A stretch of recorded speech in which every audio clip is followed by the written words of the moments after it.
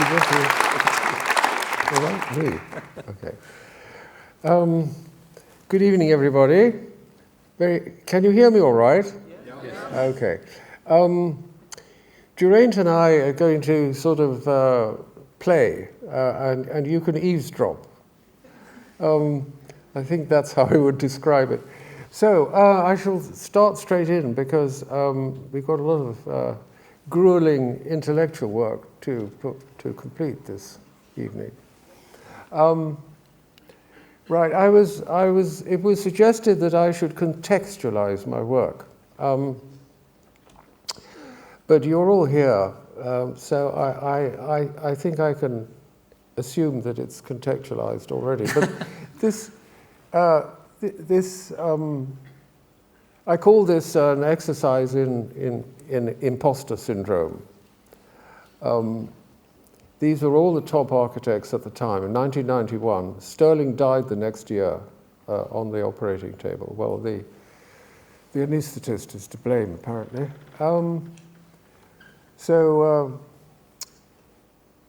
The critics have always referred to our work in JOA as unique.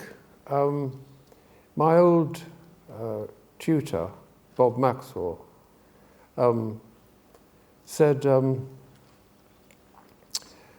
invention of a sixth order is an act of architectural terrorism, which means I can no longer fly to America. Although actually I believe that card that you used to have to sign has never been, nobody has ever said they were a terrorist on it, even though they were asked. And other people have said that nobody knows what to do. The British don't know what to do with Outram. And Outram is the only architect who thinks his buildings ought to be metaphysical. So I've always found these remarks rather hyperbolic because my main ambition has been to be quite ordinary. But I wrote a fiction recently, and the protagonist's girlfriend, the protagonist said, my ambition has to be ordinary. And his girlfriend says, well, unfortunately, the class of person that you've tried to be, I mean, the field that you're in, he was a town planner, has meant that you are completely unique. So I hope this is going to help you solve the riddle of what to do with Outram.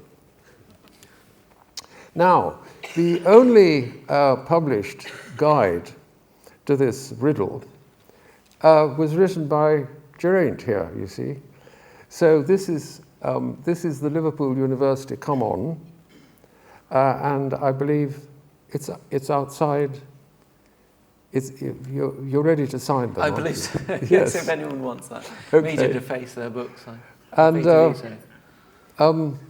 you see, it all started when the buildings began to get 30 years old, and Posy Metz and her colleagues in Historic England, or yes, it's called Historic England now. They thought that postmodernism was a category that required examination for listing, and they seemed to find quite a lot of mine to be listed. So my excavation, it began then, you see, because then Geraint asked if he could do a biography, and I said no, and my dear wife, who's always made the correct decisions in our practice, said yes. So it began, and then it all just snowballed. So anyway, this is the guide. This is the only extant guide, and I shall spend this evening. The first part of it, which is quite short, will be about a project called Harp Heating. It was a central heating company, and it is, although it was finished in 82, I think, somewhere around there, it's terribly fashionable because it's a piece of recycling. a fantastic piece of recycling, which I believe is very fashionable at the moment, though I'm completely out of touch, I have to say. And the second part, the major part of it, is about the Judge Institute in Cambridge, where we start to branch out. This is a wonderful architect who also, she draws pictures to amuse her sons, which is a very honourable pursuit. And when I told her that I had 2 cataract plastic eyes, post-cataract plastic eyes, a defibrillator pacemaker, and other various aids, she said, well, you're obviously on your way to being a robot, and I'll draw you as on your hoverboard. Oops, that was the wrong button. I'll draw you on your hoverboard and powered by metaphysics with a backup tank of metaphysics. And this is me with my 88th birthday cake, which is next. It's the summer solstice, anyway. Now, I put this on to impress the Courtauld and the Warburg and people like that. And it's really to indicate that nothing is quite what it seems. And even this building that seems so solid and secure depends and continues to depend on the human will. It seems to stand up all on its own, but what underlies its permanence is our culture and the human will. So this is the thing that I want to bring out in buildings. Okay, now we start. So this is the letting agents. Oh, wait a minute, oh no, we've done it. Oh, it's buttons, you know, buttons. Now, this is the letting agent's view. So this is what the client of Harp Heating thought he was buying. He thought he was buying ready-made space when he bought his buildings. This is the structural engineer's view, which looks much like what modernists like to feel that the will isn't really involved. It's an objective process dependent upon facts. And there's nothing more factual than physics. Then this, of course, is rather crept up on the modernists. Le Corbusier said, pour le doux, c'était facile, pas des tubes. So what he meant was he didn't have to cope with services, Ledoux, and Corbusier doesn't much. It's modernism, as you see, I call it picnic modernism. The sun always shines. It's just like today, you know. This is a perfect modernist day, even though we're inside. And then this is absolutely forbidden, you see. This is what you'll see. I'll show you a slide of my first dean. He said architecture is no longer a literate subject, and it's going to be chaos. He was a disaffected classicist, but I'll come to that. Okay, this is actually what my client bought out in Swanley, near the peripheral motorway around London. The roof leaked. The floors actually sagged. They were made of wood, and they sagged under the weight of the filing cabinets. The rooms got terribly hot in the morning because there's too much glass.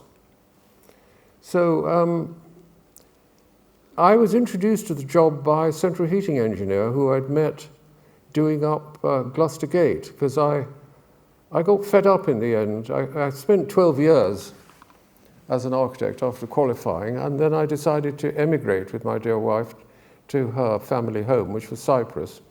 We were all packed up and ready to motor down to Messine. We opened the Sunday paper, and we saw there was a war, one of those little Middle Eastern wars which we've grown accustomed to, and her hometown disappeared into alien hands. So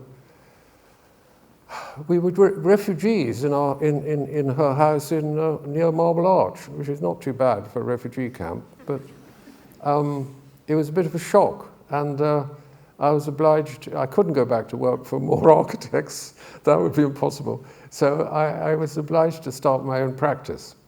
And it's actually quite a good trick, actually, to fall into a disastrous situation, because with any luck, your friends and relations will rally round. And they did. They gave us a couple of bathrooms and kitchens, apartments to do. And then another one who had a listed property company gave me a site which had a permission for a huge Walls ice cream warehouse. And he wanted it split into 10 little warehouses that he could rent more easily. And he said, if I could get the planning permission, I could have the job. So that's how we all started. Right, now you see, picnic modernism was assailed by reality.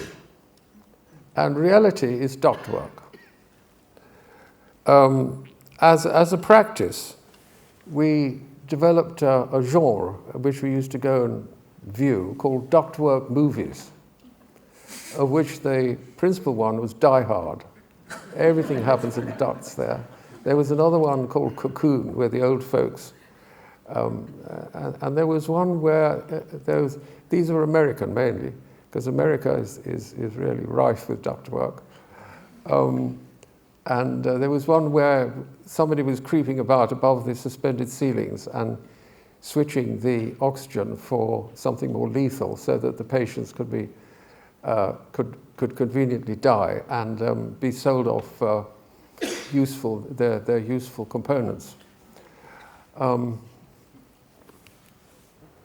So this is another part of the movie Brazil, and it's where my hero, who's the plumber, oops, I keep hitting the wrong button. I'll get used to it eventually. The plumber, Harry Tuttle, the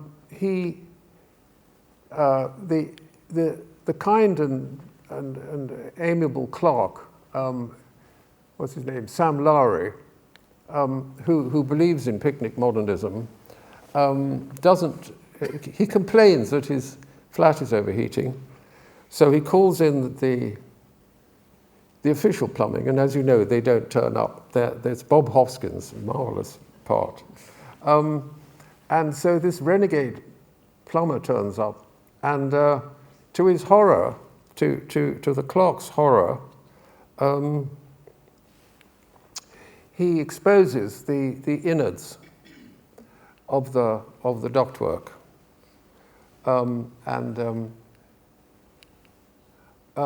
this is what we did. You see, this nice picnic modernist building with its blue glass cladding, we just destroyed it, but destroyed it very gently. We stripped off, and we reduced it to what I call the domino, because Le Corbusier said there's nothing to a modern building, it's just columns and slabs. And he called it the domino. I'm never quite sure why. But Louis Kahn came along from America, and he invented a concept called servant spaces. And I call it Kahn eats Corbu. So this is how did you first learn of Kahn, John? I think it was through Peter Smithson. Peter Smithson was very keen. He was our tutor in the fifth year rather. I did take 6 years eventually. Yes, he introduced us to Louis Kahn. At the AA? Yeah, at the AA. Must have been 1959 or 60. Peter Smithson gave a very seminal set of lectures wearing Alison Smithson's black watch trousers, I remember. It was a sort of seminar, really, semi-official, and we from the Poly It's one of the reasons I wanted to go. I moved over to the AA. That it must have been in 1957. Gave a series of lectures, and he introduced, because previously, you see, there were only 3 modern architects of consequence. There was Corbusier, Mies, and Aalto. And when you came to your 5th year, you did a study, you did a thesis in one of those 3 at the Poly. And in 1957, Peter Smithson gave this series of lectures and introduced us to Mart Stam, Hugo Haring, all the architects that he introduced to us, and Kahn, the factory Kahn, not Louis Kahn. He introduced us to American and German architects, and I think he did it because he wanted to get at the English establishment, who were very Scandinavian. This is in the mid-50s. Smithson was such a star that if he paused, you could hear a pin drop. I mean, he was after Hans Stanton, you know, which is kind of Mies minus, really, because, you know, the basins run in open drains. I mean, it was very tough. Steel and concrete and nothing else, and the acoustics were horrific. He never got another government job after that. But it made him unbelievably famous. So anyway, yes, well, that was... Kahn is he was a wonderful architect. I mean, he really was. Oh dear, why is it doing that? I'm not sure what it's telling me, but it's not welcome. Anyway,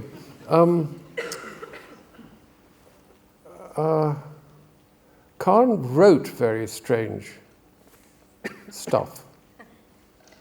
You know, a brick wants to be an arch. Anyway, he was a wonderful architect, whatever he wrote.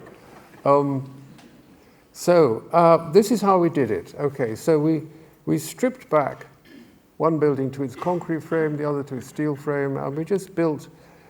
all the claddings I've ever done are 10 centimeters thick, 4 inches thick. However massive they look, they're just 4 inches thick. It's half a brick. So we found out that you could make curved bricks very cheaply if you let the brick maker make the back flat so that they sit on the belt and just go through the kiln. So they're specials, job specials? They're specials, yes, but they're cheap specials, and this is a rather cheap brick, actually. I think it's called multi-stock. London stocks are amazing bricks. I mean, they're like blotting paper, you know. If you play a hose on an old London house, after a couple of hours, the water will come through. But the way it works in rainfall, it never rains hard in London, so the wall gets wet and then it dries out again. It's actually blotting paper. I put a London stock brick, an engineering brick, and a Fletton brick, the cheapest brick, in 3 dinner plates full of water. The London stock brick just sucked the dinner plate dry. Because the London stock brick is 1/3 voids, it's empty. Because it's baked wet. So the wetness in it gets driven out as steam, leaving all these little holes. I mean, no engineer could ever have thought of such a brilliant thing. It just happened, you know, over hundreds of years to come out that way. So if you get a London, and you know, in England it rains and then it freezes, but very often it freezes if the sky is clear, so the brick wall has time to dry out, so it doesn't freeze either. Whereas a Fletton brick will freeze as soon as you like, and an engineering brick, of course, is hopeless for waterproofing a wall because the water goes through the mortar, it goes through the joints. The engineering brick is completely waterproof, but the point about the London stock brick is it sucks the water out of the joints. It's so porous. Anyway, Right, And so... you're using templates there. Sorry? You're using templates for Yes, yes. This was thought To up build by the the bricklayers. I mean, yeah, and they just go up. So we'd had some experience with this already in a job at Kensal Road for Mackay Securities. This was the job that got us the pumping station, because Ted Hollenby, he was one of the judges for the Financial Times Industrial Architecture Prize, the only prize that anybody wanted to win. The industrial estates were the only place you could have some fun, because everything else was strangely constrained. But you could be... So this was where the robot order really took off. We had a go at it out at Poyle, but unfortunately Kensal Road no longer exists. So, but you can see all the services and this little drawing sucking it all out of the road. Okay, so now we're back in Harp. You can see the lovely modernist building that he bought, you see, and the horrible thing, we left it with him. We left it. But we'd waterproofed it, we'd shaded his windows, we'd serviced the floor and walls, and he hated it. Which Did he? You will see what he did to it in the end. So this is the interior, where we reduced the size of the windows, obviously by introducing these huge ducts. And everything went into the duct. You can see the engineers think that you should set a building out according to the rhythm of the steel or concrete columns. I always had a problem persuading them that actually our buildings were set out according to the architectural columns.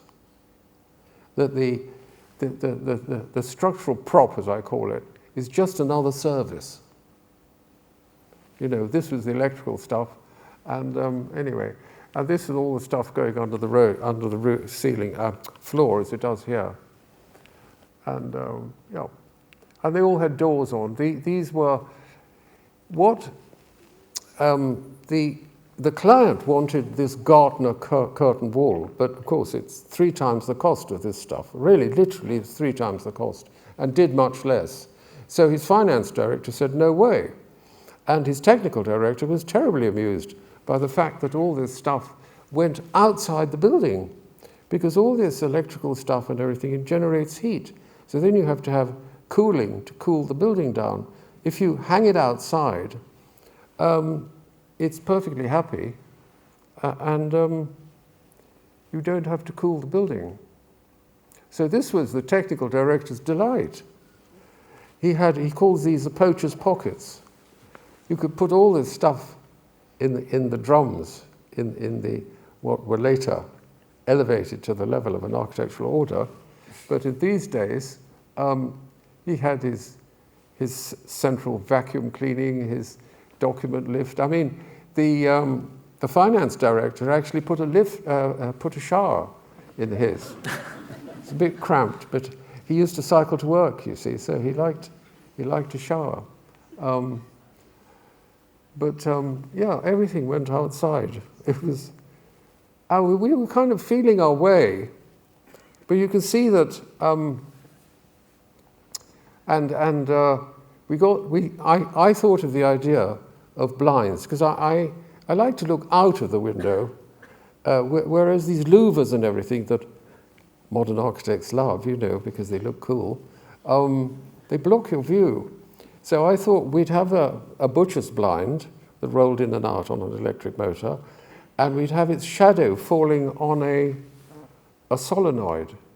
Oh, God, I keep doing that. A solenoid on this mullion. And as the sun went up and down, the blind would go in and out, so we'd always be able to see underneath it, which you could, in fact. The trouble is, it was a bit complicated because, you know, in England the clouds pass across the sun, and then we got to the point where these blinds were just going in and out involuntarily all the time.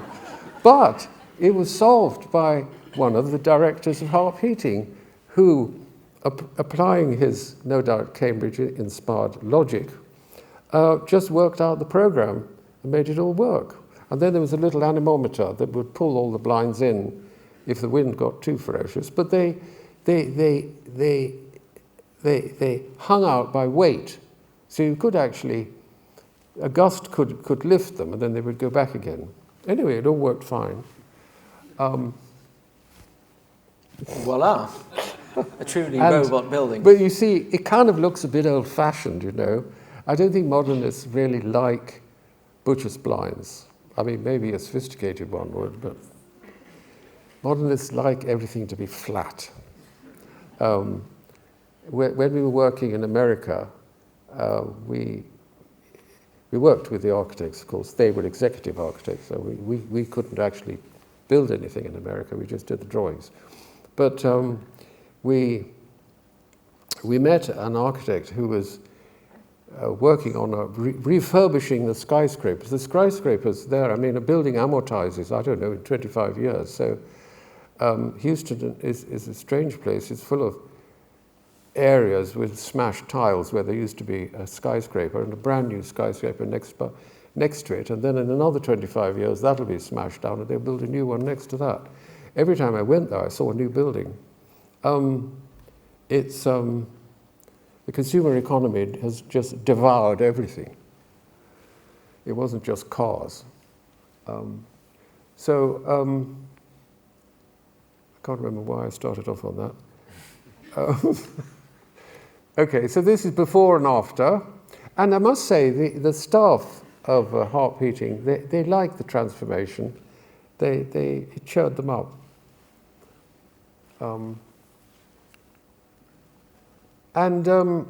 This is going back to 1961, when I was struggling to finish my thesis. And I worked out a correlation between Palladio, if you like, or the Hellenes, and Corbusier, and even Buckminster Fuller. And I called it the four figures. And I found that Corbusier also had four figures. He called it, I can't read that. Standing, is it? Standing, carrying, enveloping, one other that I can't read. You know, it's a bit blurry, Carrying. isn't it? And Gottfried Semper also had four. He had masonry, weaving, carpentry, and moulding, which, here we are, standing, carrying, covering, and enveloping. Yes.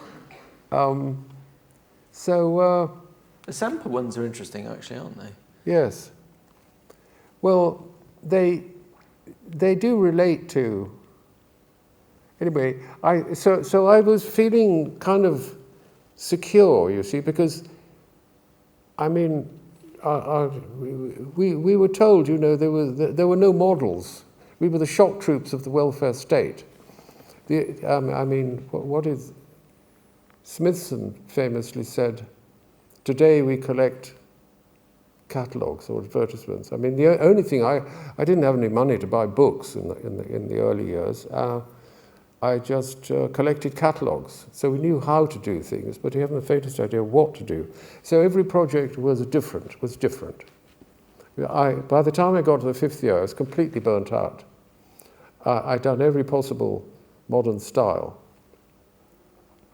And I was failed. I was failed twice. Got through on the third time.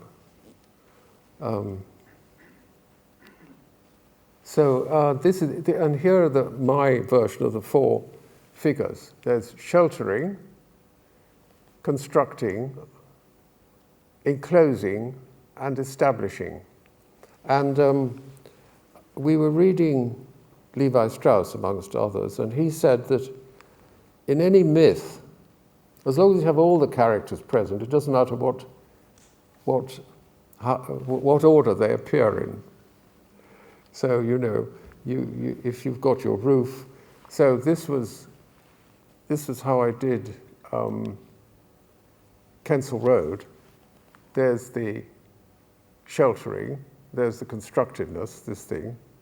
There's the enclosedness. Well, I sucked the ductwork into it. And there's the establishedness. So this was the paving. So you were already thinking in terms of those little pictograms? Yes. Back as a student? Yes. I mean, what else can you do as a student? Well, I mean, you can pretend to be technical, but in actual fact, you can't learn any technology at the academy, because if you come out, well, the professors aren't very interested in it, actually. It's a puzzle to know. I remember when I was talking to my eldest daughter, who became an architect, I said, if you survive this, you'll find clients a paradise. The best critique of Harp came when I was in the entrance hall. That's the front door. These steps are rather ingenious because they're designed to work in icy conditions. They're grooves. So the water falls into the grooves and freezes there, but the actual surface of the step is dry. You can do all this with precast. It's wonderful stuff. Anyway, I was in the hall here and talking to them at the reception, and there was a plumber. And as soon as he learnt I was the architect, he said, "Oh, you're the architect. Very Art Deco, isn't it? And gas jets for a central heating company. Really good idea." So I hadn't actually thought of them as gas jets. For me, they were sort of flames and wings and, you know, all sorts of elevated things. He read them as gas jets, you see. And it was absolutely brilliant, really, because actually they are designed, each fin was held on with only 2 bolts. I had the idea that if Harp Heating moved out, the next tenant or the next owner would recast the fins. They're only bits of concrete with paint on. And I copied them, actually. One of the few things I did copy from Venturi, he did a cafe with fins, and the fins were the half a teacup with the holder, with the thing you put your finger in to hold the teacup up, which I thought was very cool. I can't believe you just told me that now. That would have been so good to put in the book. I mean, these were like, you know, those signs that they had outside shops before they wrote on them. They used to hang a sort of brass sign out, and they had things like the grasshopper or something, and I don't know what the pawnbroker was, but anyway. Were you reading Complexity and Contradiction yes. back in the 60s? Yes, yes. Oh, yes, yes. No, I mean, it's a long education, you know, 5 years, and then mine spilt over to 6.5. I never did finish my history thesis. It was rather ambitious, and Summerson couldn't quite cope with it.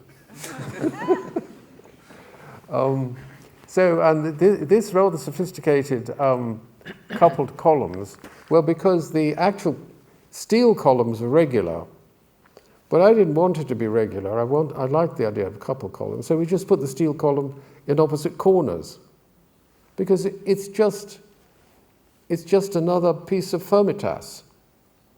You know, it's been made into such a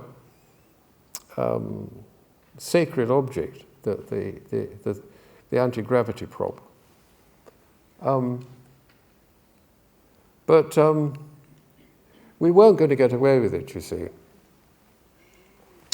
because the question is whether. So basically, Richard McCormack, who became the president of the RIBA, this is what we call damning with faint praise.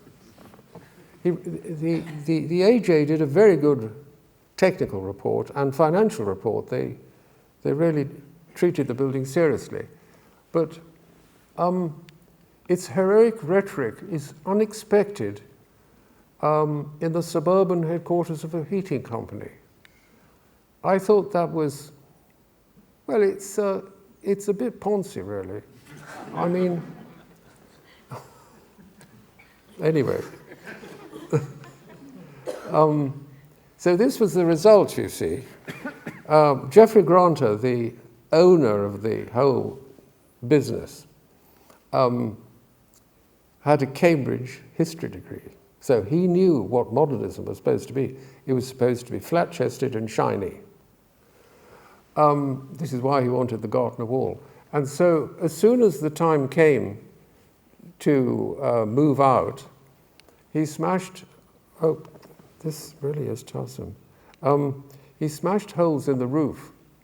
This is actually captured by Google Maps. I never had any records of this till I started on this lecture. And you can see that somebody has punctured the roof so the water comes in.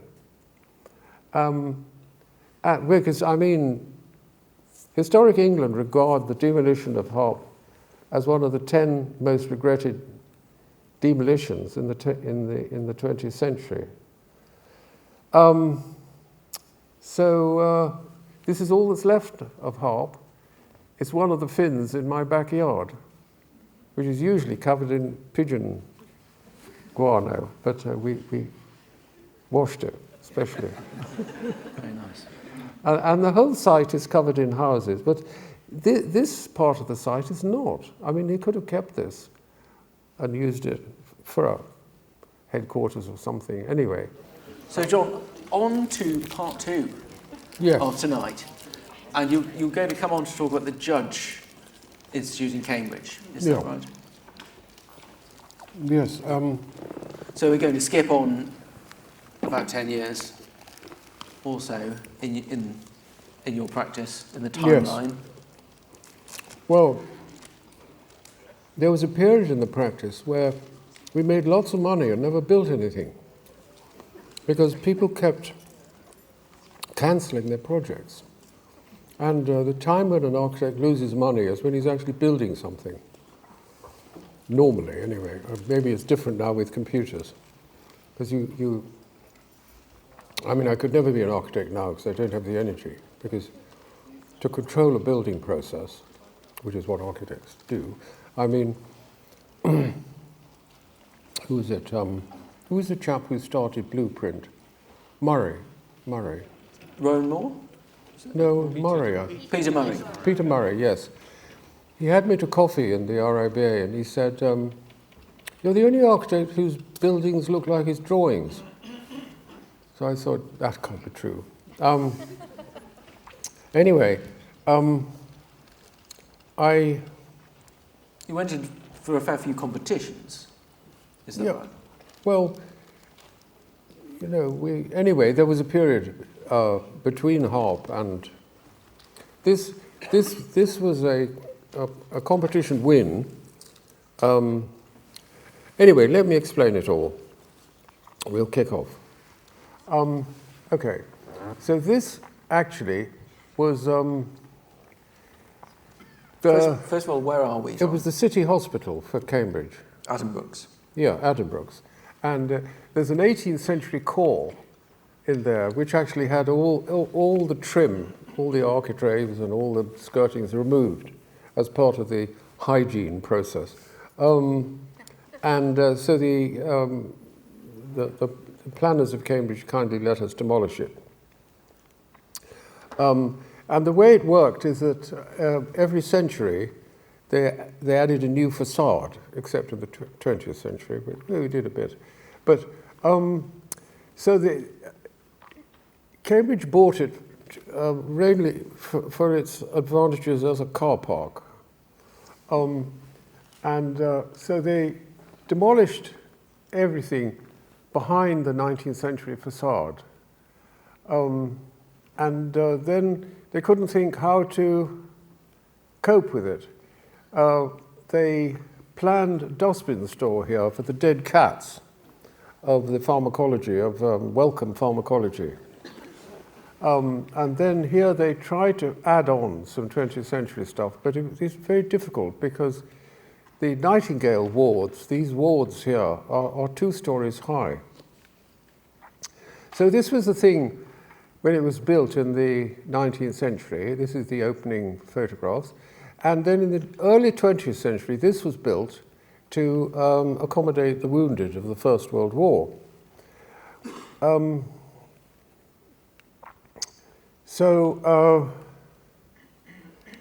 Simon Sainsbury wanted to just cut this whole thing off. He called it porter cabins. It wasn't very attractive. He just wanted to remove it. He wanted to return it to this sort of state.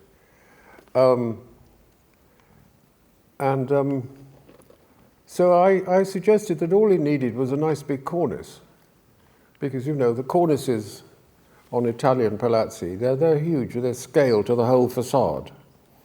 So I proposed that. This is a drawing, an overdrawing on the previous photograph. The architectural faculty at Cambridge were not amused. The professor used to be the editor to the Architects' Journal, and he used to shake his head each time he passed this work of ours.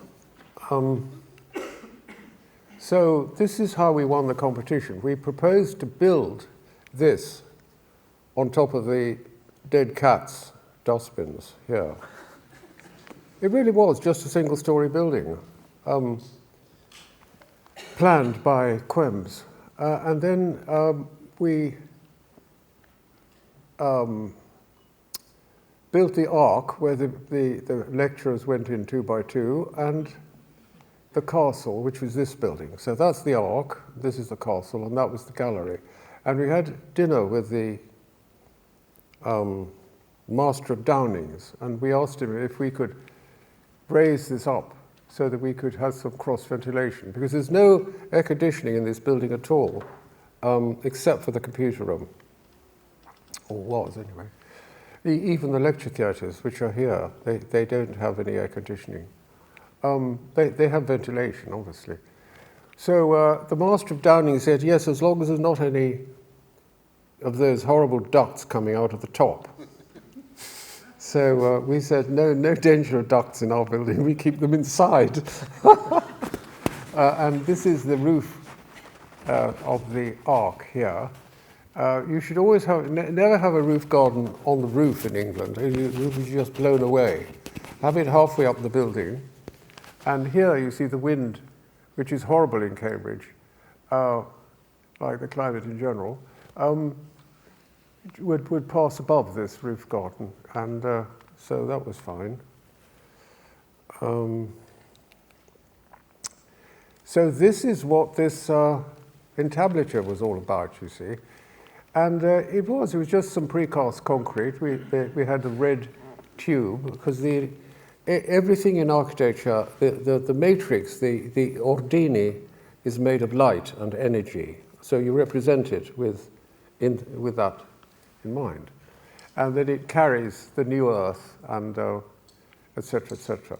But it's quite big. And so this was the original early 20th century floor. We didn't change it at all. And we just laid it on a bed of leaves, because the Renaissance, whenever they were really excited about a piece of architecture, they gave it a Greek name. So they call the top floor, which is in Latin or Italian, it's called the Belvedere, the good outlook. They called it the Attica, after Greece. So we don't realize it, but our poky little attics are the abode of the aboriginal beings, the gods and heroes. And, moreover, the entablatura, it carries a cargo. Well, you can see the cargo of the entablatura in Italy. They have statues and things like that. But the real cargo is visible underneath in the ceiling.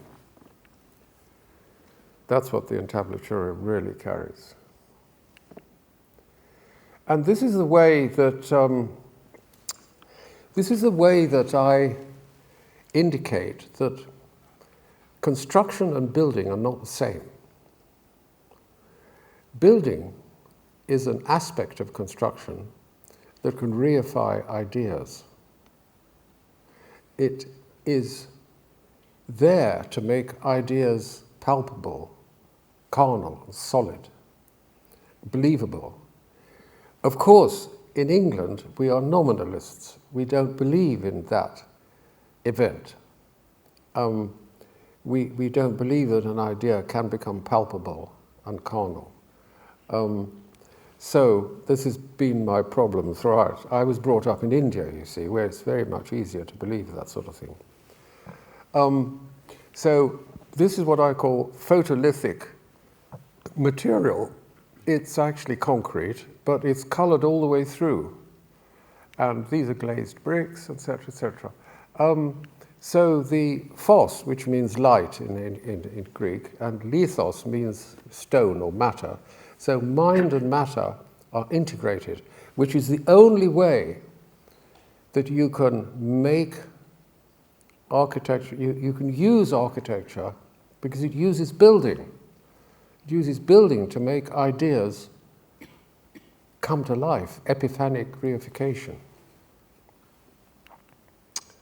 And here is all the stuff you could get it anywhere, really. The contract was made in Dublin and came on a low loader. And these are typical.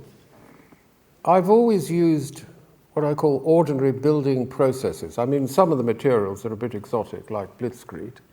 That was named because I was demolishing part of a building in Gloucester Gate, which was rather hastily repaired after the Blitz. And this builder produced this chunk of white stuff with broken brick in. He said, that's Dutch concrete. And I thought, oh, yeah, that looks like Roman concrete to me. So I wrote to the Cement and Concrete Association. I said, will you please send me anything you have on Roman concrete? And they sent me a leaflet of which they promised they had thousands of copies about how to make an air raid shelter out of the ruins of your neighbour's house. So I had to call it blitzcrete.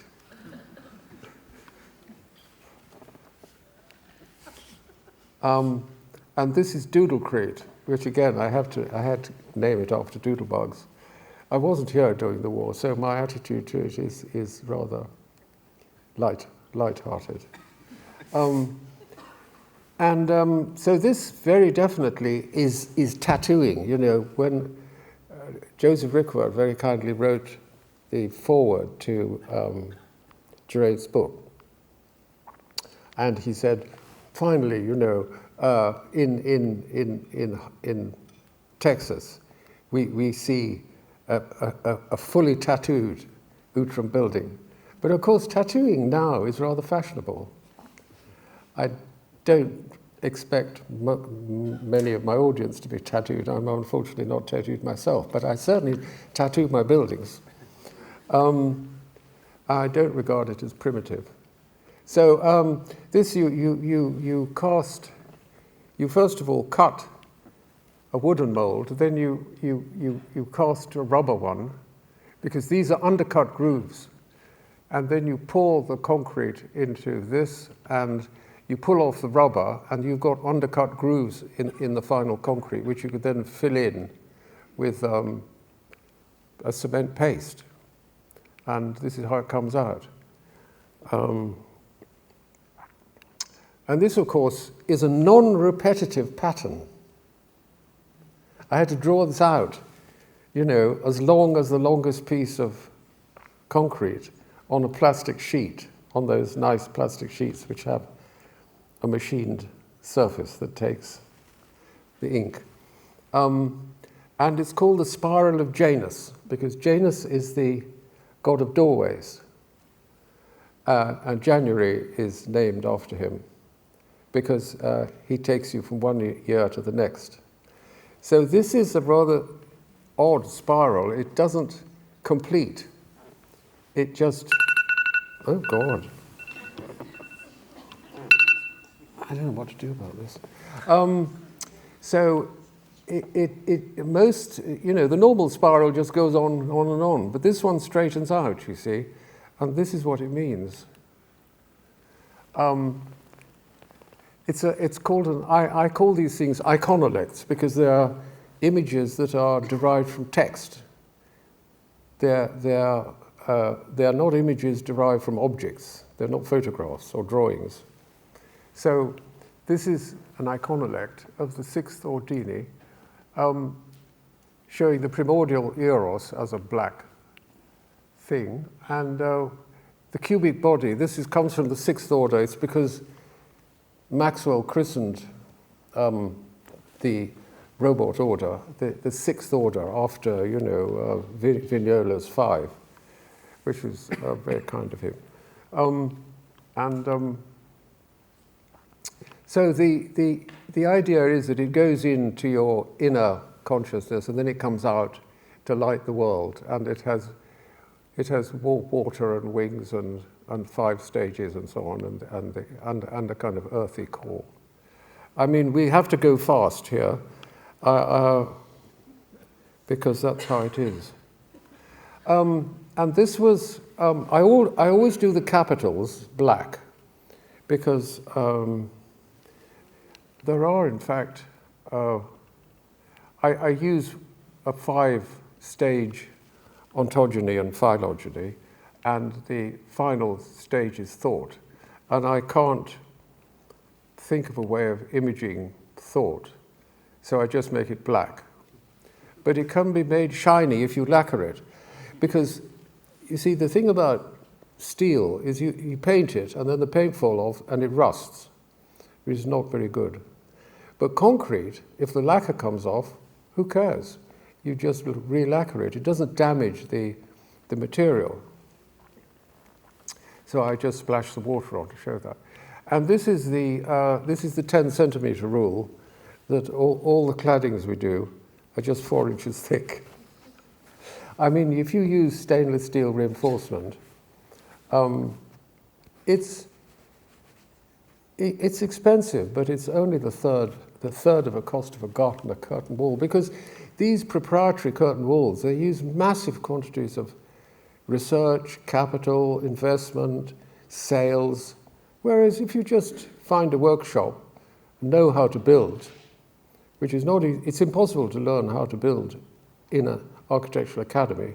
You can only learn that on the job. And you learnt at the Regent Street Polytechnic?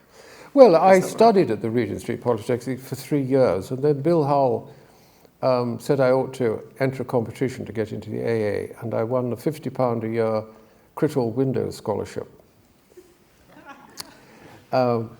We had to design, somebody mentioned it in a critique, I think it was Ollie Wainwright. He found out through your research, isn't it? I mean, Geraint knows far more about me than I know about myself. Let's go back to the judge, yes. Shall we, John?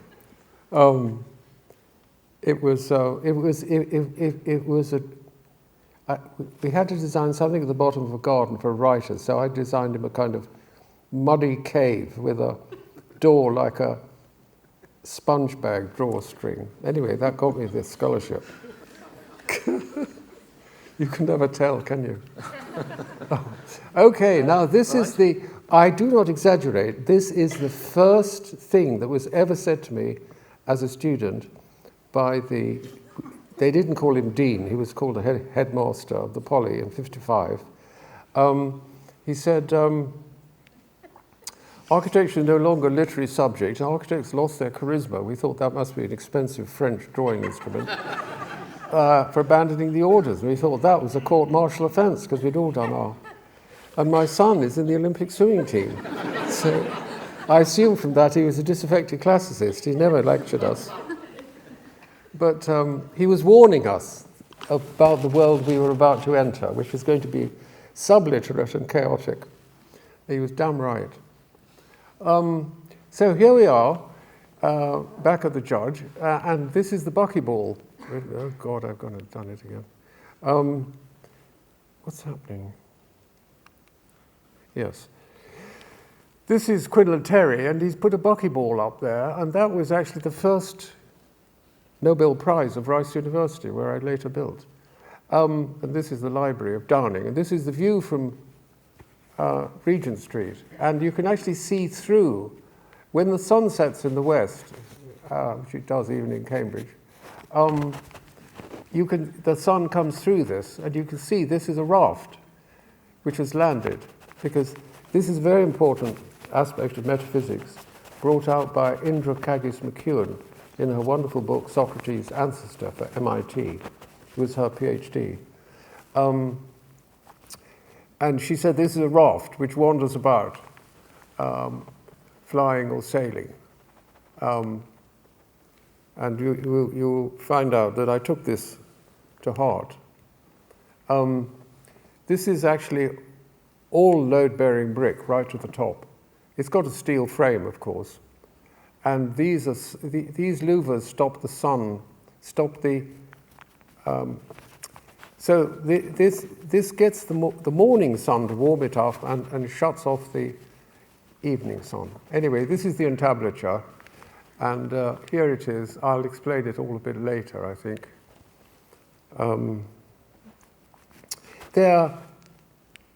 These are hollow tubes from kanna, which is the Greek word for reeds, and they are in fact rolls of papyrus. You'll see anyway, it's a nice myth. The entablature is this raft that wanders about, you see, and here is Noah building his raft, because in tablatura, it's etymologically related to a table, and it's a planked surface. So I call this Noah planking a voyage to the new earth. It's clear that there are a lot of planks involved. And this is Corbusier. Corbusier calls this idea of the pilotis his sol artificiel, his artificial earth. So it is he wanted to unstick the city from the soil, which he thought of as feminine and not to be attached to. So it was a rather strange piece of metaphysics. And this is my version of it. My version has this idea of the armature of the order as something filled with energy, light, and when it's wandering about, which it does, it's interpreting the cipher beams. It flies over a country called Cytherea. Anyway, and it's got these wings, or it carries a table, and on it is everything that matters. So here is the entablature wandering about, and it's looking for something. And what it's got in its mind is an ideal valley. I think Geddes had this as a proposition, but it's a very common kind of, it's like, boys apparently either want to be priests, doctors, or architects. And the raft, when it wanders about, it's looking for this. It's really a vision of community. And it's related to, there was a French intellectual called Glotz, who wrote in the 1930s, and he said the Greek polis is not really an acropolis, it's not really a city, it's a drowned river valley. And in fact, if you look at the geography of Greece and the politics of Greece, you do find the early city-states are in fact these drowned river valleys. Then I went to the Claude Lorraine exhibition in 1968 or 69, and I found that what he was painting with these river valleys, but he was painting what I call event horizons, bridges. The protagonists are picnicking again, and then ruined, and the bridges have a tower guarding them, and then it goes down to the sea. So this is my drawing of it. Here's the source. Here are the mountains on each side. Here are the caves. Here are the forests. It's exactly replicated in the topology of a cathedral. Here is the apse, the columns, the side chapels, and the Baldwin says the front of the western front is an imitation of a city gate, or the city gate is an imitation of the front, but it's actually exactly the bridge and guarded by towers that you find in a Claude painting. And here is the delta, which is named, I think, after the Greek letter D. And here's the ocean. And this is San Clemente in Lateran. Here you can see the river running down, the divisions of the fields or the city, because a city is a farm that pays rent. Especially, I asked a German lawyer why we didn't have any Beaux-Arts, why we didn't have any boulevards in England, and he sort of cocked his head to one side and he said, they don't pay rent. And here are these towers and so on. So out in the country, we have the same sort of pattern. Here's the delta. Here's the balcony of appearances. Here's the nymphaeum, the source. And I could show you more of these. I mean, it's another lecture, really. But this is a Hindu temple, which we have the same sequences. Now, this is a panel that I designed, which starts from the nymphaeum, being born between the mountains, Egyptian. And here's the confluence where your faculties knit together. This is education, which is carried on in a ruin at the bottom of a deep, dark hole. This is gender. This is the lazy river. This is economic activity, which is a sort of mining from alpha to omega. This is politics, which is the oscillation between the red and the black. And this is the balcony of appearances on the front, where you look up at the sacred valley and down out, but you contemplate the beginning and the end.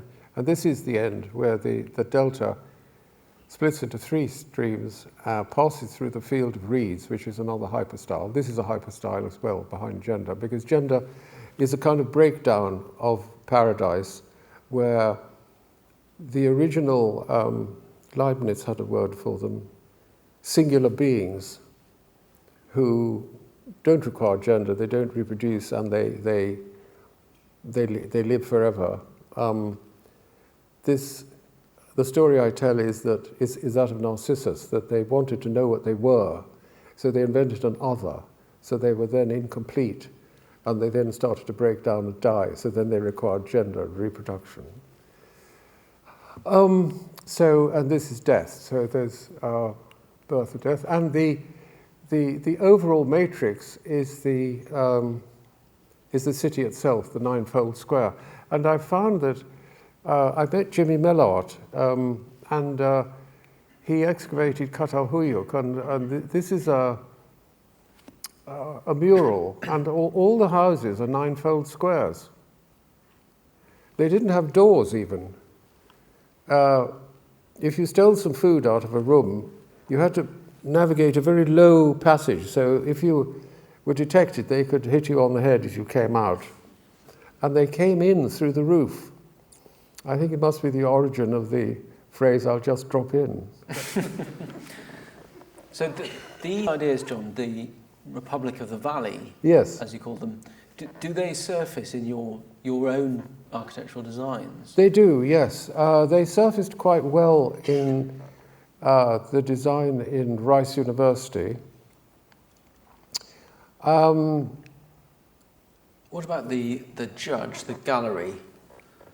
Well, they have their principal meeting room over the main entrance in Rice. And actually, when the Queen opened the judge, I noticed that she stood exactly in the position of maximum power, which is right over the front entrance. She didn't give a speech. The Queen doesn't often give a speech. The speech is given by somebody else, and then she goes around greeting everybody. But Versailles had, the chamber of the king, again over the front entrance. It's and the early Christian churches, they all had this balcony, and the sort of apartment for the emperor, for the secular power. The secular power was located over the door for the ecclesia. To go in, you had to pass through the guardian of physical power, of secular power, to get into the church, and up to the cathedra, up to the chair of the bishop. Should we come back to the judge? Yes, okay.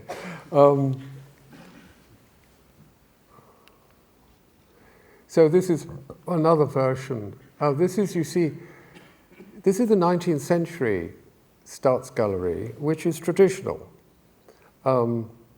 This one here.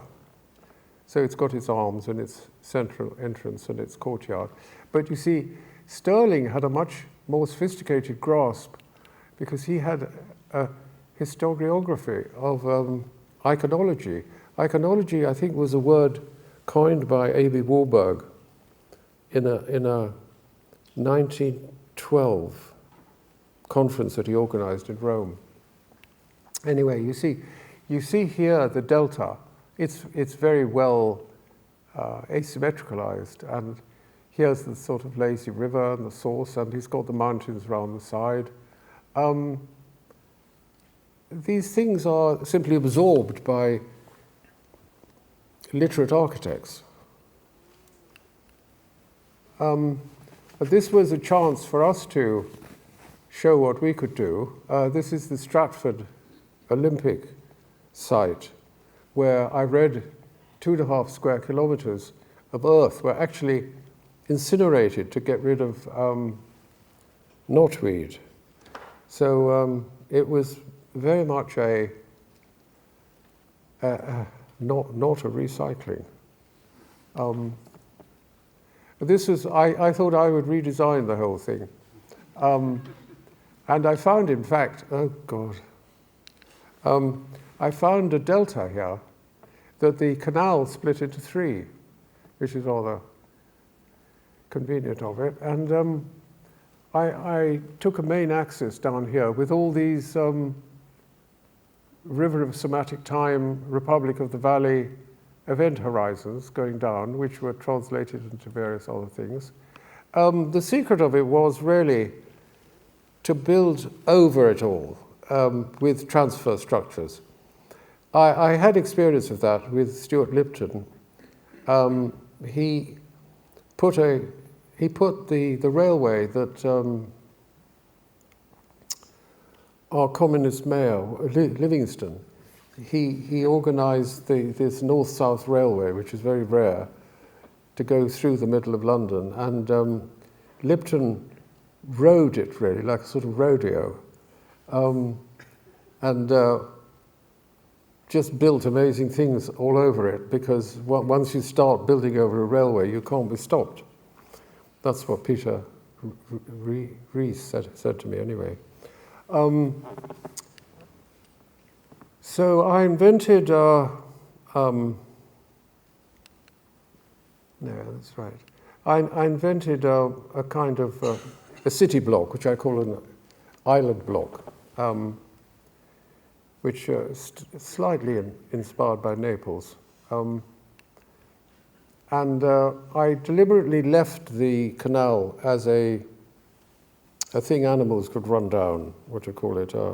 Wildlife corridor? A wildlife corridor? Yes, it's. I didn't improve it, as it were. I mean, I had a metaphorical river running down the centre of the design, which is, I think, what the Beaux-Arts is about. Oh, here it is. Yes. So this was the central axis, and then it came into a pop concert thing, and this, and oh God, this thing is impossible. We're coming up to the. Are we coming to the end of this part 2? The end. You're actually joking. I think we might have to skip on somewhat.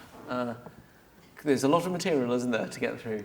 Well, there is quite a lot to get through, actually. We've got another half hour. Let's see where we are. What's this number? Can't tell, actually. We've got about 110 to get through, so where are we? I don't know, they haven't got numbers on. Anyway, Okay, we'll do a little bit more, shall we, before we get tired? You see, as I said, most city plots are just mud, you know, because that's how they are. Cities are built near the sea. And so Dad is thinking, well, we seem to have a problem here. This entablature keeps looking for this ideal valley. And, but clever little Junior here said, oh, look, there's some architecture. And Mum says, oh, wrong again, darling, it's just a primitive hut. So I had to call upon some foreign stuff, which I can justify because I was brought up in India until the age of 12 and I didn't know anything about England. So the thing about it, a friend gave me a book called Vedic Cosmogonies by F.J. Kuiper, who was an anthropologist from Leiden University. And it was amazing. They simply explained exactly how the Greek temple worked. I am not qualified to observe whether this is a genuine genealogy, but for me, it was an absolute illumination. So I will show you how a Vedic cosmogony works. In a Vedic cosmogony, there is a raft. Oh dear, I must stop doing this. There's a raft, which is clearly the entablature, and it carries a cone of ashes enclosing an ember, a fiery core. And it wanders around over the sea of chaos, looking for, in fact, this submarine mountain here, which is protected and constrained by cyclic time. It's called the Serpent Vrtra. So here's the raft, and it's looking around. So I fitted out our office bathroom with this cosmogony because I wanted to see if it really worked. And it does. I have my shower every morning here and arise like Aphrodite from the foam.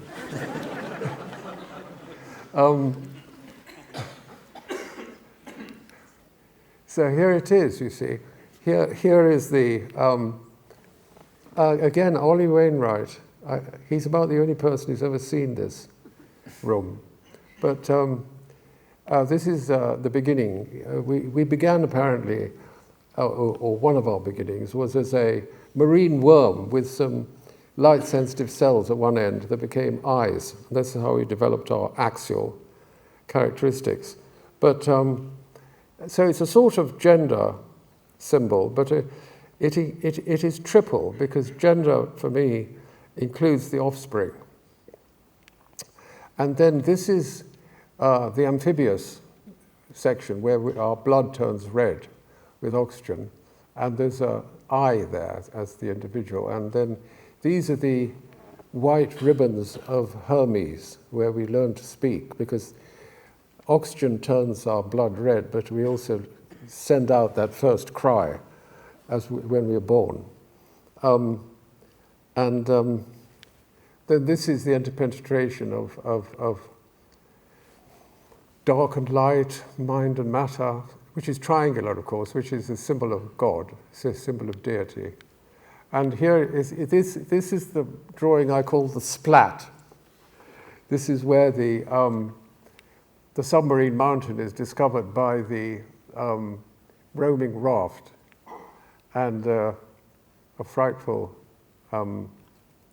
conjunction is affected, which is here again drawn in a different way. So the cargo, this is the meaning of pediment, you see, is pira, the Greek for fire. It's a triangle. It's a heap, and it's a heap of ashes. In ancient Greece, if you made a sacrifice, the first person you sacrificed to was Hestia, or Estia, the goddess of the hearth. She didn't do anything. She had no history, but you definitely sacrificed to her. So this is also the hearth which the colonists, the fire that the colonists take. The Greek church in Easter, they switch all the lights out in the church. Then the Archbishop brings the new light, and so everybody lights the candle, and then they try in petrol-fueled cars to take the candle back to their apartments and light an iconostasis, which is normally in the corner of the room. But that is that fire which is brought on the wandering raft. Now, when they discovered this thing, which is in the Vedic cosmogony, it's called the Submarine Mountain, but I call it the heap of history. Because history, and it's layered in black and white. Black and white always stands for days and nights.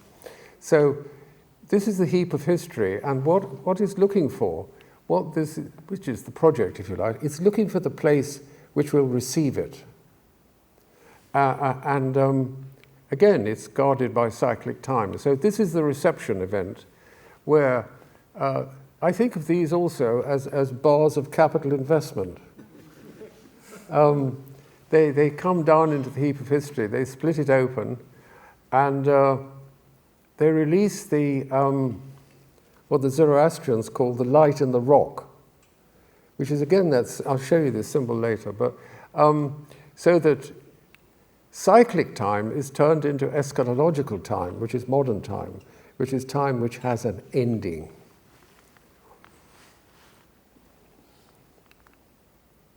And this is the upward narrative, where, and this is, Marit Rousing asked me to build something for the millennium. So we built a kind of pavilion. And this is Genesis, and then this is birth, and then this is breath, is it? Yes. Then this is sight, and then up here is thought, and this is the entablature. But I'll show you this in more detail later. Anyway, here we are back in Cambridge, and I'm not quite sure why, but so I think we'll zip along. It's basically showing, how high it all was and so on. Okay, and this is inside, you see. I know I've got to hurry up. These giant columns, they're probably the biggest columns in Britain by volume. And you can see we built them out of brick as well, you see, here. And these are the seminar boxes. You can get 200 people out in this space. And here are all the A3 tiles, which they paid to put on. And here is Dawson's kind essay, which explained how it all worked and essentially approved. It's very important that things should work. And this is how the gallery, this is how all the ductwork was built. And this was how I communicated. This is why our buildings looked like our drawings. It's because I learned how to go over the whole building. After I'd learned how to build, I went over the whole building, did all the details, all the constructional details, 1 to 5, in Parisian fountain pens that would write for 10 years. They're called Recife. I own the entire English stock because nobody wanted them because they were a bit messy. You fill them with an ink dropper.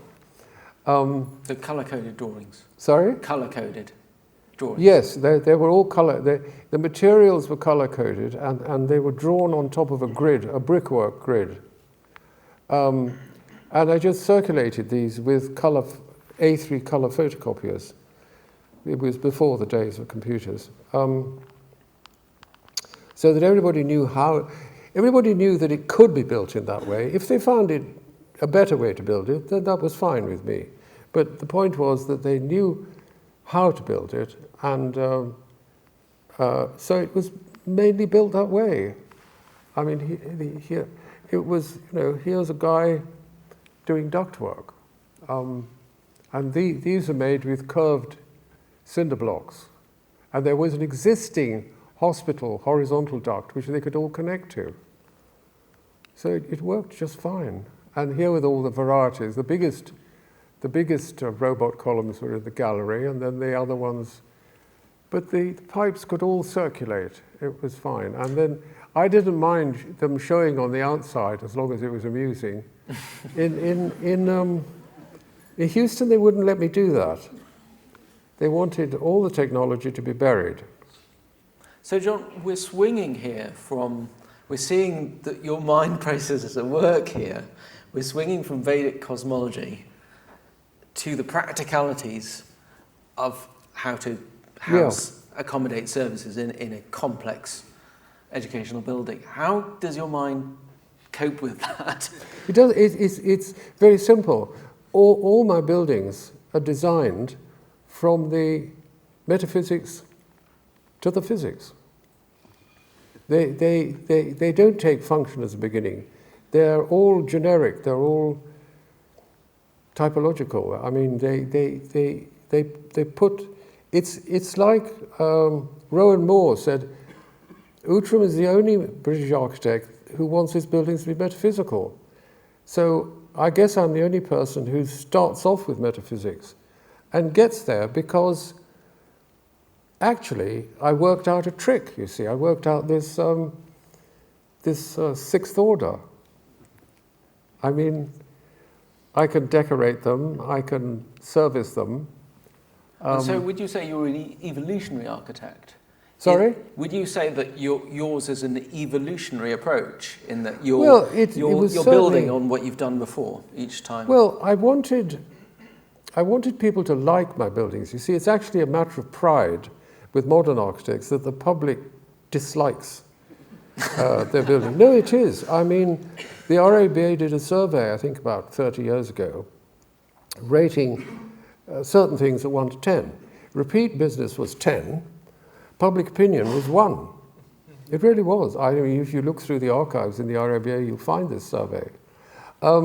Because architects know that the public has bad taste and doesn't understand anything and has to be educated or punished.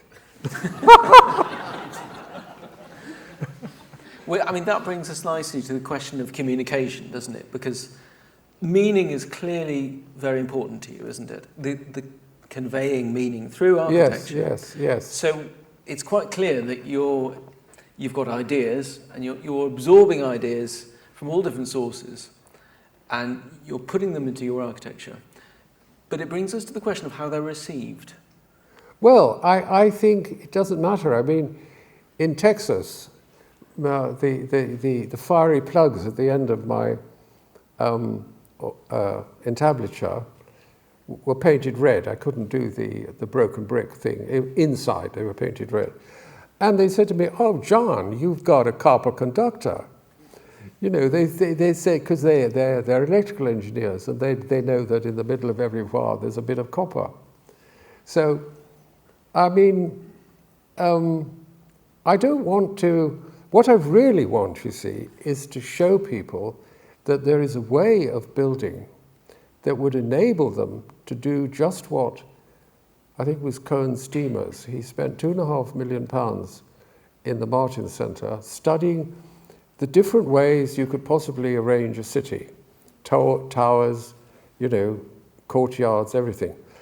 And at the end of it, he actually printed at the end of this complex review, very mathematical, that what really counted was the culture of the occupants. Now, you'd think after that they would have some way of helping the occupants, which is what I want to do, change their culture. I mean, I used to stammer, and I was cured by, group therapy. We all had to give a speech, we all stammered, we all got better, and we all got cured. So what I want is a means, so you could use the incredible power of architecture to help people through direct relationship without the intervention of Cambridge Analytica or Maxar satellites. They simply write their ideas on the walls and ceilings and share them. And they are encouraged, therefore, to act together in certain ways. I don't want to impose it on them, and people don't want to be imposed on. So, but there is I've worked out a way. In fact, it's exactly this slide. Here's the, you see, there's been this drive to get rid of architecture, which I call the Column Vanishes. So finally, you have Buckminster Fuller, you know, who doesn't have any columns anywhere, and who's the hero of my time, anyway. And then here's Outram's column, come back bigger than ever, because I've invited all these nice engineering boys into the nice fat column, and there they are, and here's this girl roaring her head off. She thinks, oh, I can decorate all this with my ideas, you see, and here's this poor architect who's a complete pinhead, who's put high-tech in the wastepaper basket. Is that a good point, John, at which to take some questions from the audience? Yes, all right. Should we do that? So, we've got no roving mic, but I think we can be heard. So if anyone wants to ask a question, put your hand up. We'll see how far the voice can project in this room. Anyone? Questions? Lady there. I'll be brave and step into the pool of question asking. John was very briefly a studio teacher to me donkeys years ago in Cambridge. And I had always this vivid memory of him talking about the inspiration of the pumping station, of this beak dipping down into the water and sucking it all up. And that carried with me all my life. And I just wanted to ask, you've talked about metaphysics, you've talked about very complex influences, but that at the time was presented to me as simply an influence from nature. And I was wondering whether you did just look on a more simplistic basis as well as the more complex basis still. Well,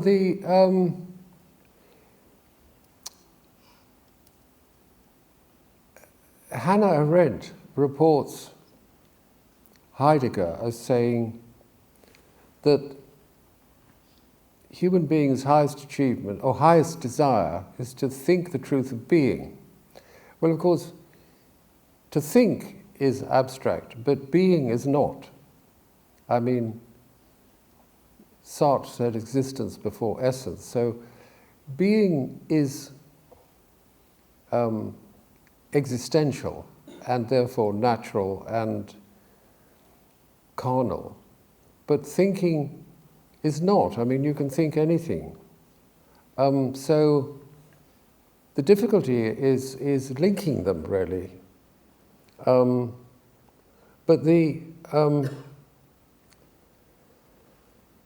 what did Picasso said? He said, art is the lie that shows us the truth. Thinking, and there's another of my favorite, which is a Latin tag, pulchritudo. Veritas list. Pulchritudo splendor. Pulchritudo splendor. Anyway, it means that beauty is the splendor of truth. And the thing is that Keats said, truth is beauty, beauty truth. He missed out the splendor. And the splendor is the shining. And the shining is the difficulty.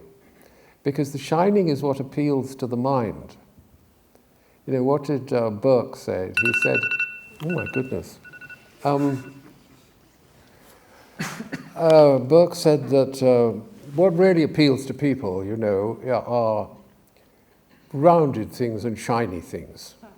This is when he wrote an essay on beauty, and I thought, and he said, more or less, you know, it's babies.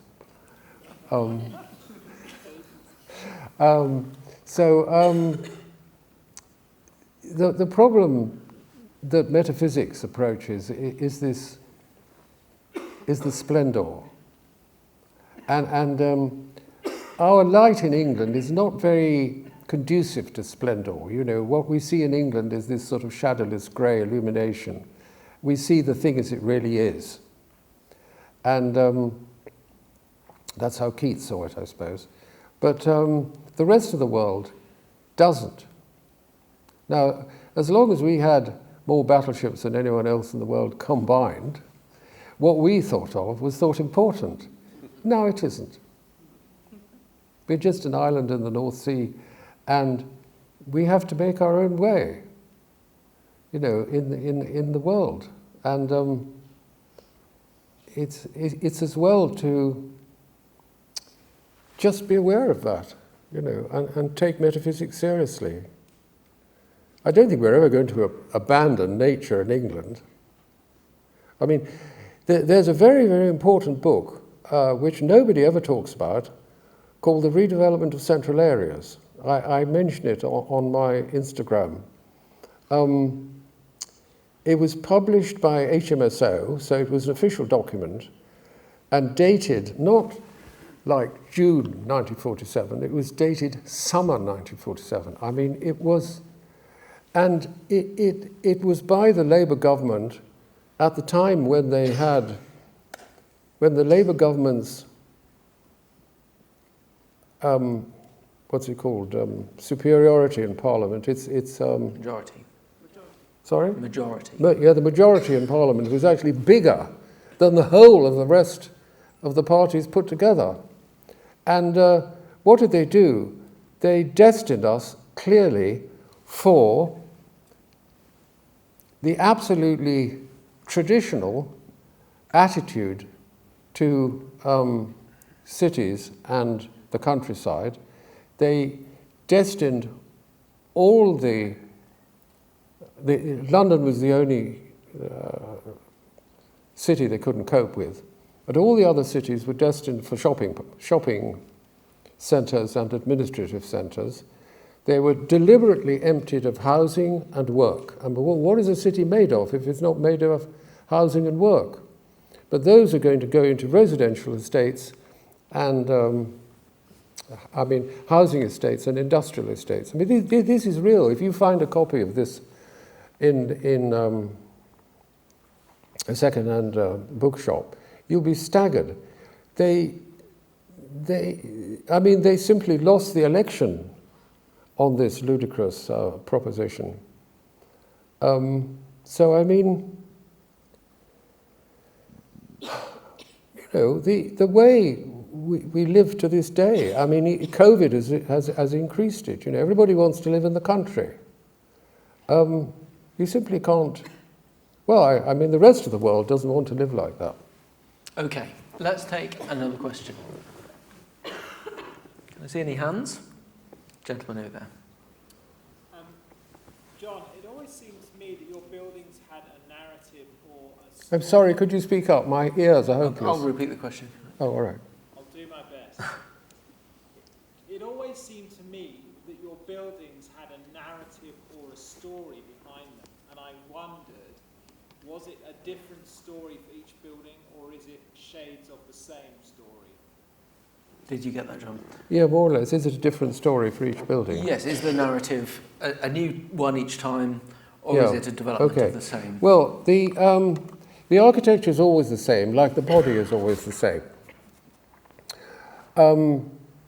What is different is the decoration, is the scripting of the surfaces. Now, of course, decoration, again, is something that was more or less forbidden. I mean, you're bound to end up with swastikas or hammers and sickles, you know. It's very curious. A paranoia simply gripped the West after the Second World War. And postmodernism was useless because postmodernism was destined to fail. It was not going to change anything. Whereas, in fact, you can see that the Ordini creates the context to reify ideas. which is a bit like issuing guns to everybody. It's something very powerful. Now, but if you don't do it, you can't even govern yourself, let alone govern anyone else. Because we have to share our ideas, and we have to think that they're serious.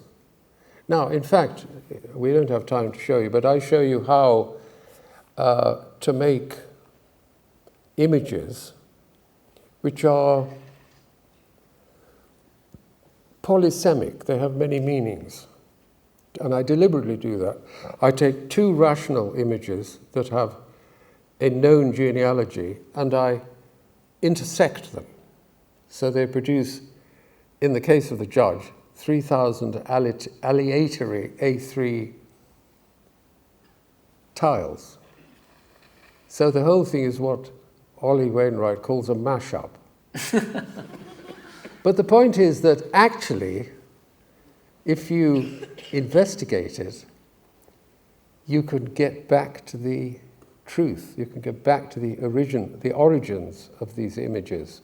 Whereas in deconstruction, it is deliberately obscured. Eisenman simply flips and flops so that you could never decipher his images.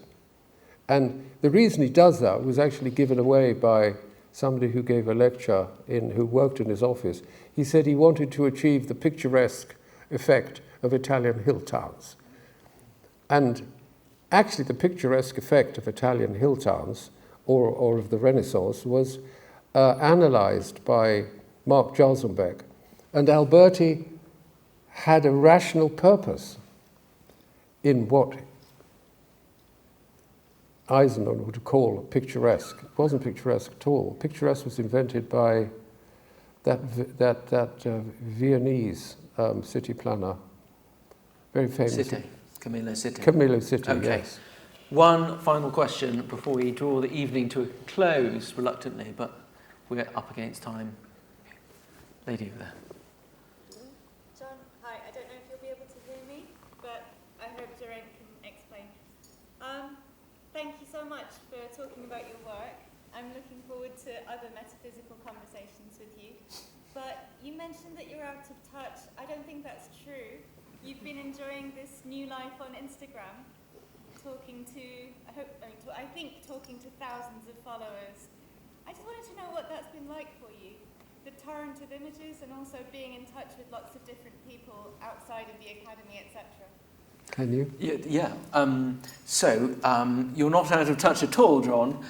You've reached a whole new audience of followers on Instagram. I know. What's that like for you, making contact with a new generation? Well, I started it on Christmas Day 2020, which, as you may remember, was all spent on the telephone and Zoom and so on. And my Facebook account, which I only took out because my eldest grandchild gone to university and I wanted to know what she was posting. I didn't use Facebook much, and I still don't actually, but my Facebook account kept saying, "Oh, you have followers." So I said, "What are they following, you know?" And anyway, I found out that there's this thing called Instagram, so I started to put stuff on it. And I started off with technology, because I know people like a bit of technology, you know. And then I said to them, "I'm going to do some metaphysics soon, but don't worry." So I play with them, and I kind of just write stuff, and it's terrifying, actually. It's slightly worrying now, because I used to be able to sort of examine each person that said they wanted to follow, and kind of read, and sometimes I would follow them back, and sometimes I wouldn't. But now they are coming in a little bit too fast, actually. So the truth is, I don't know what to do with them. I mean, I made friends with some of them because their posts. I never click on anyone who's private because I'm terrified of what I'm going to discover. But John, I mean, you started off, to provide some context, as a student in the Regent Street Poly, editing a little magazine. That's of right. The type that yes. Anticipated things like Archigram. and you were doing that in the mid-50s. And here you are, of course, you're putting out a magazine. You don't know who's going to read it. You're running off copies. No, that's you're right. selling them. But here you have interaction in more or less real time with your audience. Oh, I know. I mean, I kick off each morning with a bit of conversation, you know, with I don't actually know. I mean, it's now got to the point, especially since Ollie Wainwright's article, which went out to 60 million hits around the globe, and I'm in conversation with people all over the place. You know, it's quite, I mean, I am, the only thing I've ever done, actually, in life, apart from getting married to a wonderful woman and having children and so on, but the only thing I've ever done, I mean, my first 12 years as an architect were a complete washout. I learned how to run a job, but I was getting nowhere. But I mean, since then, I've spent all my time doing good work. I mean, when I say good, I mean good architecturally, not good morally. Though the two are not necessarily in contradiction. But I don't have time to, I didn't really have time to publicize this event very much, you know, because I'm not made that way. I'm just made to do the best work I can. And then to understand it, I really wanted, you know, after I did that ceiling in Texas, which I'm afraid I never had time to show you, maybe there'll be another time. Or you can buy the book. What? You can buy the book. Oh, you can buy the book, exactly, yes. I started to write. So, you know, as Braque said of Picasso, he said, he was a good painter, you know. No, he's only a genius. So I had to become a genius when I didn't have the energy to, and also the work went out of fashion. It did really, and I had some bad clients too. But as my wife said, you know, God gave me time to think. So I did. I wrote a massive theorization, which nobody, I thought MIT would print it, but they seem to have gone off architecture. So that's where we are. Back to the word. Okay, that's a good place to wrap things up. So but I'm going to ask you in a moment to show your appreciation to John. And before we do that, I'll just say many thanks to the team here at the Barbican. Many thanks to Ellis of the Architecture Foundation. There will be some sales of the book, some copies of the book for sale, which is, I think, near the architectural bookshop, but you'll have to navigate your own way there within this complex. And I might be around to sign a few. But thanks very much for coming and showing your interest. And thank you, John. Thank you, Geraint.